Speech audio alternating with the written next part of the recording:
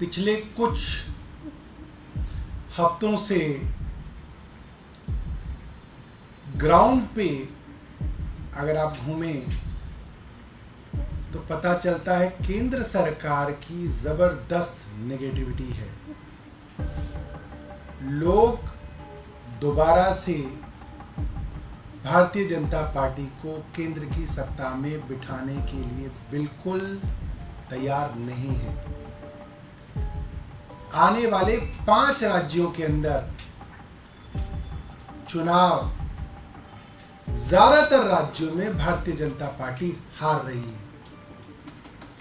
वो चैनल्स जो भारतीय जनता पार्टी की मदद भी करते थे, वे भी अपने ओपिनियन पोल में ज्यादा मदद नहीं कर पा रहे हैं, क्योंकि ग्राउंड पे स्थिति बहुत खराब है। महिला आरक्षण करने की कोशिश कर रहे हैं, गैस सिलेंडर सस्ता करने की कोशिश कर रहे हैं। कल भारत के जाने माने बड़े बड़े पत्रकार जो बेखौफ निडर होके जनता के सवाल केंद्र सरकार से करते हैं, उनके घरों पे छापे मारे गए, उनको पुलिस थाने ले जाया गया, सुबह से शाम तक पूछताछ की गई, उनको देशद्रोही बताने की कोशिश की। और आज भारतीय संसद में लोगों की सबसे मजबूत आवाज संजय सिंह जी को जिस तरीके से बिना किसी सबूत, बिना किसी ठोस कारण गिरफ्तार किया गया है, ये बात साबित होती है कि प्रधानमंत्री जी जानते हैं कि प्रधानमंत्री जी चुनाव हार रहे हैं और निराशा है, हार का डर है, बौखलाहट है, डेस्परेशन है, जिसमें अब इस तरीके के उलझुल काम केंद्र सरकार केंद्रीय एजेंसियों से करा रही है। और हर एक सरकार जो तानाशाही की तरफ बढ़ती है, उसके लक्षण होते हैं कि जब सत्ता जा रही होती है तो इस तरीके के कारनामे सामने आते हैं। और इसकी वजह से सत्ता बची किसी की नहीं है, इसकी वजह से सत्ता और तेजी से हाथ से फिसलती चली जाती है। और आप देखेंगे, आप इस प्रेस कॉन्फ्रेंस को याद करिएगा, 2024 के चुनाव के बाद इस प्रेस कॉन्फ्रेंस को मैं दोबारा से ट्वीट करूंगा कि ये जो बौखलाहट थी, इससे भी भारतीय जनता पार्टी का कोई फायदा नहीं हुआ। मैं रिक्वेस्ट करूंगा, आतिशी जी जो हैं अपनी बात रखेंगे, उसके बाद प्रियंका जी।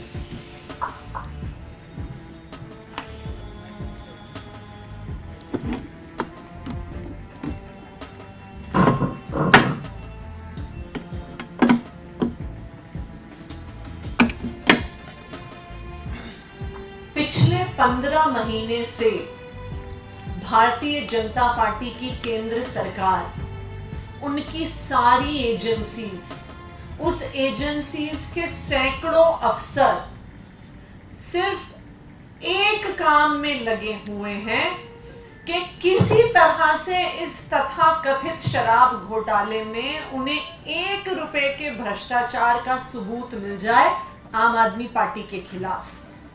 लेकिन 1 साल की इन्वेस्टिगेशन के बाद, एक ऐसी इन्वेस्टिगेशन जिसमें सैकड़ों अफसर ईडी के काम कर रहे हैं, सैकड़ों अफसर सीबीआई के काम कर रहे हैं, अपने बाकी सारे इन्वेस्टिगेशंस छोड़ के सारी टीमें इस तथाकथित शराब घोटाले पे लगी हुई हैं।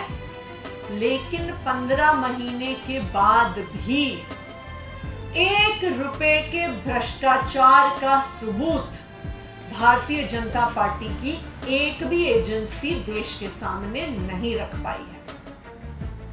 आज जो संजय सिंह जी को गिरफ्तार किया है, वो गिरफ्तारी भी बिना किसी सबूत के आज की गई है। ये गिरफ्तारी क्यों हुई है संजय सिंह जी की? इसलिए नहीं कि कोई सबूत है, इसलिए नहीं कि कोई शराब घोटाला हुआ है, इसलिए नहीं कि एक पैसे का भी भ्रष्टाचार का खुलासा कर पाई है ईडी और सीबीआई। आज संजय सिंह जी का अरेस्ट सिर्फ इसलिए हुआ है क्योंकि भारतीय जनता पार्टी को और प्रधानमंत्री नरेंद्र मोदी जी को अपने खिलाफ आवाज उठाने वालों से डर लगता है, आम आदमी पार्टी से डर लगता है, संजय सिंह से डर लगता है। हम ये देख रहे हैं कि केंद्र सरकार की जो ये बौखलाहट है, जो ये हार की बौखलाहट है, अब इस प्रकार की तानाशाही के रूप में सामने आ रही है।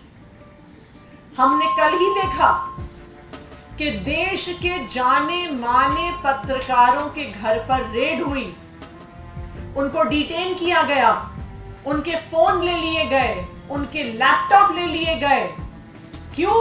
क्योंकि वो प्रधानमंत्री नरेंद्र मोदी जी के खिलाफ आवाज उठाते हैं।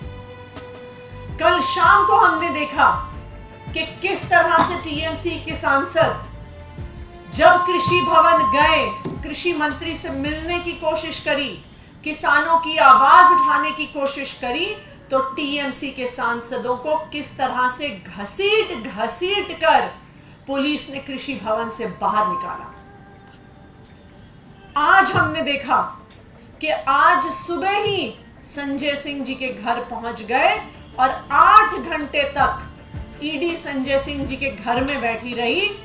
एक घर जिसमें मात्र 4 कमरे हैं, उन्हें पूरी अपनी छानबीन करने में भी 1 घंटे से ज्यादा समय नहीं लगता। 4 कमरे के घर में रहते हैं संजय सिंह जी। लेकिन ये पहले से एक प्री प्लान्ड स्क्रिप्ट था कि जाएंगे, 8 घंटे बैठेंगे और फिर कहेंगे कि 8 घंटे की पूछताछ के बाद संजय सिंह जी की गिरफ्तारी कर। ये भारतीय जनता पार्टी की हार की बौखलाहट को दिखा रहा है। ये प्रधानमंत्री नरेंद्र मोदी जी की हार की बौखलाहट को दिखा रहा है। आज उनको भी पता है कि चाहे आने वाले 4 राज्यों के चुनाव हो, चाहे 2024 का लोकसभा का चुनाव हो, देश की जनता ने अब भारतीय जनता पार्टी को बाहर फेंकने का मन बना लिया है।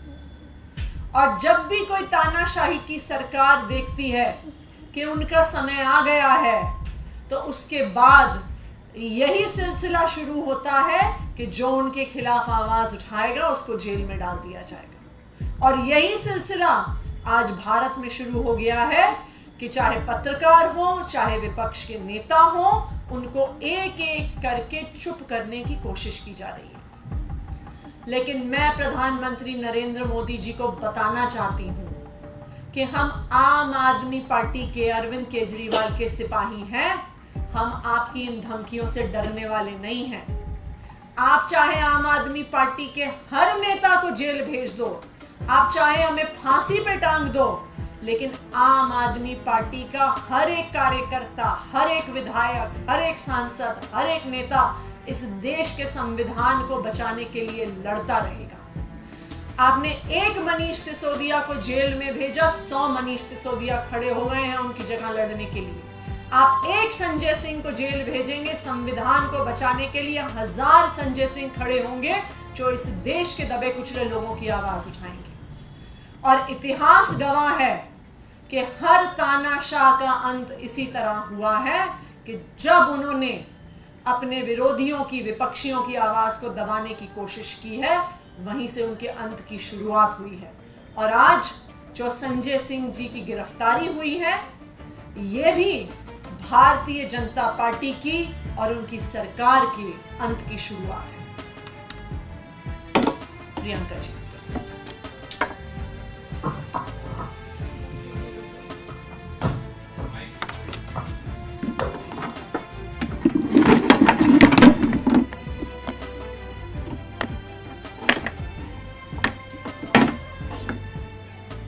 अरविंद केजरीवाल जी और उनका एक एक सिपाही कट्टर ईमानदार है। ये बात सच है कि संजय सिंह जी सड़क से लेकर संसद तक बहुत मुखर होकर मोदी सरकार की पोल खोलते थे और वो जारी रहेगा। ये बात भी सच है कि भाजपा ने, मोदी सरकार ने अनेकों कोशिशें कर ली अरविंद केजरीवाल जी को तोड़ने की। कभी हमें खरीदने की कोशिश की, हम नहीं बिके, हमें तोड़ने की कोशिश की, हम नहीं झुके, और अब ये लड़ाई और तेज होगी। भाजपा को ग्राउंड पर, जैसा सौरभ भाई ने बताया, आज की डेट में कोई पसंद नहीं करता। भाजपा को मालूम है कि जो सुविधाएं अरविंद केजरीवाल की सरकार दिल्ली में देती है, पंजाब में देती है, भाजपा उसको मैच नहीं कर सकती, इसलिए वो खत्म करना चाहती है। ये देश का पहला घोटाला है जिससे सरकारी राजस्व में बढ़ोतरी हुई। ये देश का पहला घोटाला है जिसमें 15 महीने बीत गए और एक चवन्नी नहीं मिली। 1000 रेड कर ली पर एक चवन्नी नहीं मिली, क्योंकि कुछ घोटाला किया ही नहीं। हम ये लड़ाई अब और पुरजोर तरीके से लड़ेंगे। हम अरविंद केजरीवाल जी के सिपाही हैं। हम भाजपा की ऐसी ट्रिक्स से, हरकतों से, डर्टी पॉलिटिक्स से नहीं डरने वाले।